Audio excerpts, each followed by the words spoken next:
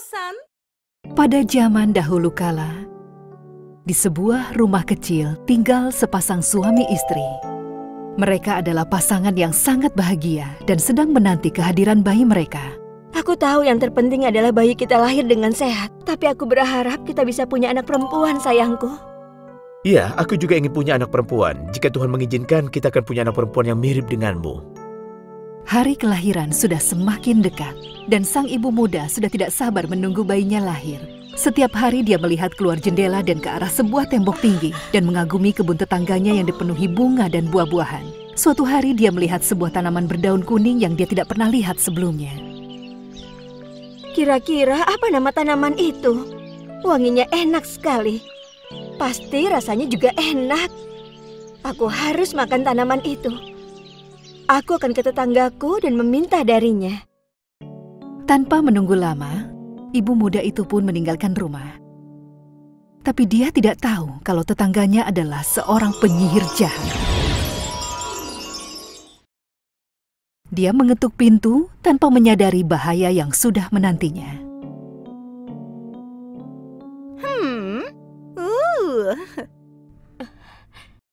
Halo tetangga, tanaman kuning di kebunmu memiliki aroma yang sangat luar biasa. Aku sedang hamil dan aku ingin sekali mencobanya. Apakah tanaman itu dimakan? Tentu saja, aku bisa memberikan sedikit untukmu. Rasanya enak dan sangat baik untuk tubuh manusia. Kalau begitu, itu juga akan sangat baik untuk bayiku. Tentu saja tetangga yang baik, terutama untuk ibu hamil. Tapi ingat, karena ini sangat berharga, kau hanya boleh ambil satu.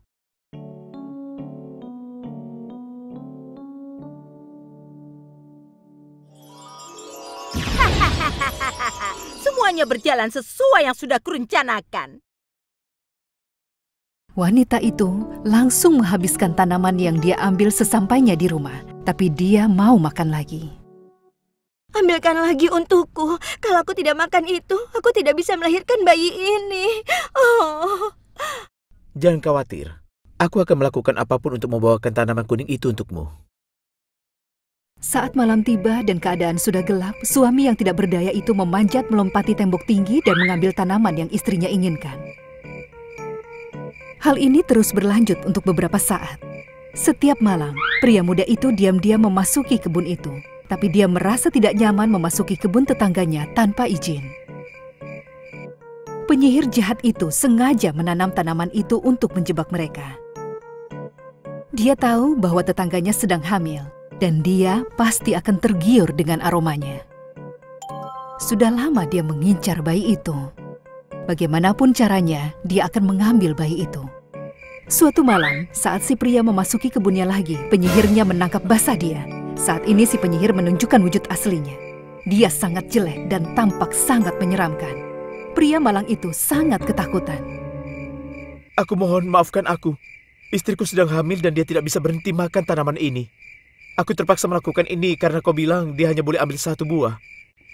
Aku tahu ini salah. Tapi jika dia tidak makan ini, aku takut istriku bisa mati. Aku berada dalam situasi yang sangat sulit. Aku terima permintaan maafmu, tapi dengan satu syarat. Saat bayi itu lahir, serahkan padaku atau aku akan menghancurkan kalian. Pria itu harus menerima persyaratan itu. Saat waktunya tiba, seorang bayi perempuan yang cantik lahir.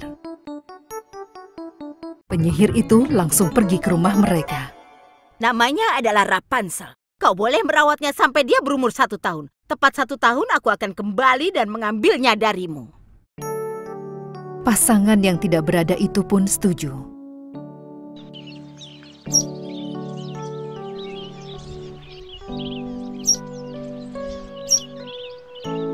Saat Rapunzel berumur 1 tahun, penyihir itu kembali dan membawa bayi itu pergi dari ibu dan ayahnya dan mengunci bayi itu di sebuah menara di tengah hutan. Dia akan membesarkan bayi itu di sana. Tahun pun berlalu. Rapunzel tumbuh menjadi gadis muda yang cantik. Karena dia tidak pernah memotong rambutnya menjadi sangat panjang. Rambutnya berwarna pirang keemasan. Dia memiliki mata berwarna hijau. Setiap kali penyihir itu ingin naik ke atas menara, dia akan memanggilnya. Sayangku, gadis berambut emas, aku datang. Turunkan rambutmu. Rapunzel akan menurunkan rambut berkepang panjangnya dan penyihir itu akan memanjat ke dalam menara menggunakan rambutnya. Dia memiliki suara yang indah.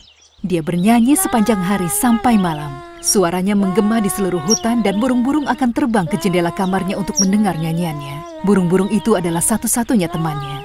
Suatu hari, ada seorang pangeran yang sedang berjalan di dalam hutan. Saat dia dengar suara Rapunzel, dia bertanya-tanya dari mana asal suara indah itu.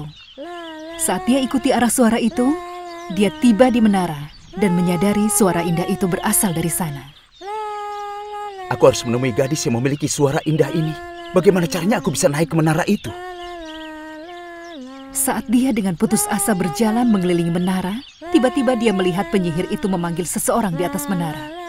Dia bersembunyi di balik pohon dan melihat apa yang terjadi. Sayangku, gadis berambut emas, aku datang. Turunkan rambutmu. Rapunzel menurunkan rambutnya dan penyihir itu memanjat ke atas menara. Aku sudah menemukan cara untuk naik ke sana. Setelah menunggu penyihir itu pergi, sang pangeran memanggil Rapunzel dengan menirukan suara si penyihir. Sayangku, turunkan rambut emasmu lagi. Aku melupakan sesuatu di sana. Aku akan segera menurunkannya, Ibu. Dengan satu gerakan, dia menurunkan rambutnya lagi. Sang pangeran memanjat menara itu menggunakan rambutnya dan bertemu dengan Rapunzel. Ini pertama kalinya dalam hidup gadis cantik itu melihat orang lain. Siapa kau? Kenapa kau ada di sini? Di mana ibuku? Kau tidak perlu merasa takut. Aku adalah pangeran negara ini. Suara indahmu itulah yang sudah membawaku kemari. Untuk bisa naik kemari, aku harus menirukan suara ibumu. Awalnya Rapunzel merasa ketakutan, tapi dia mulai menyadari kalau pangeran itu bukan orang jahat. Sang pangeran sudah terpikat dengan kecantikannya. Hari dan bulan berlalu. Pangeran itu datang ke menara itu setiap hari. Saat mereka menghabiskan waktu bersama, mereka tidak sadar betapa cepatnya waktu berlalu. Kemudian, dia melamar Rapunzel. Rapunzel, aku ingin menghabiskan sisa hidupku bersamamu. Maukah kau menikah denganku? Tentu saja aku mau menikah denganmu. Sekarang aku harus kembali ke istana. Aku akan mencari solusi untuk mengeluarkanmu dari sini secepatnya. Rapunzel sangat bahagia. Akhirnya dia bisa melihat dunia luar begitu dia menikah dengan pangeran. Dia sudah bosan hidup sendirian di menara ini selama bertahun-tahun. Dia memegang rambut Rapunzel dan menuruni menara. Sayangnya si penyihir juga ada di sana dan melihat sang pangeran. Dia langsung mengerti apa yang sudah terjadi. Dia dipenuhi rasa marah. Saat Rapunzel menarik rambutnya kembali, penyihir langsung menariknya dan dia memanjat naik. Dia merasa sangat kesal dan marah. Apa yang terjadi? Siapa tadi yang baru pergi? Aku menyembunyikanmu di sini untuk melindungimu dari orang jahat, tapi kau bicara dengan orang asing dan berteman dengan mereka. Dia adalah pangeran negara ini. Dia memintaku untuk menikah dengannya, dan aku menerimanya. Aku sangat bahagia, Ibu. Aku sudah menunggumu untuk memberitahukan berita ini padamu. Apa? Omong kosong apa ini? Akan kutunjukkan kepadamu. Penyihir itu sangat marah. Dengan sebuah gunting, dia memotong rambut panjang Rapunzel sependek mungkin.